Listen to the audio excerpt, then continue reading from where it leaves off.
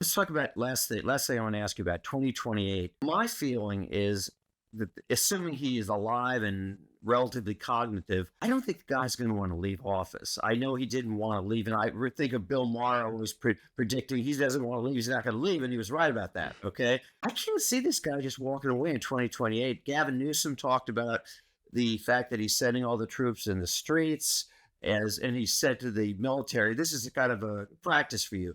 The thing Newsom brought up, which I think is very real, is that somehow he declares martial law, calls off the election, does something to stay in power.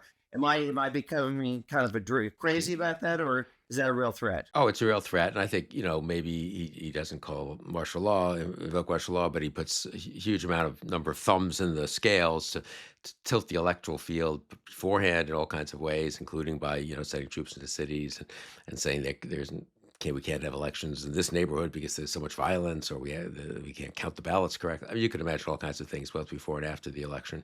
It seems to me like the attitude of him, but also all of his senior people, is not, we're going to do our best for 4 years, and if we get voted out, we get voted out. That's not the way they're behaving.